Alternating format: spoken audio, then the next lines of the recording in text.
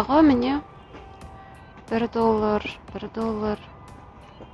$1 бастап аударып отырғанмын.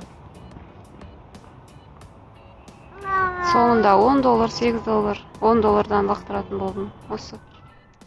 Так, мен өзім веб-манимді аштым. Мен жаңа болғанда түстен кейін өзіме $22 жіберген болатын. Сондықтан менде қазір счетымда 0.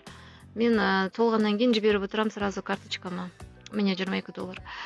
Өзіме түскендерін көрсетейін сіздерге. Қазір история операций.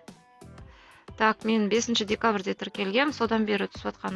Басында $1 аударып отырғам каждыйын. $1 вот. Мынау единица салғаным. Мынау номерім менікі 581-22-23.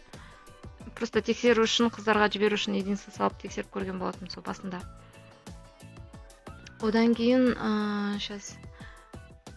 Вот, $1 бәрі түсіп отыр. Осының бәрін кеше санасам $62 түсіпті осы уақытқа дейін. 23-те 40 мысалы, мынау карточкаға жібергенім болатын. Мастеркард деп тұр ғой мұны.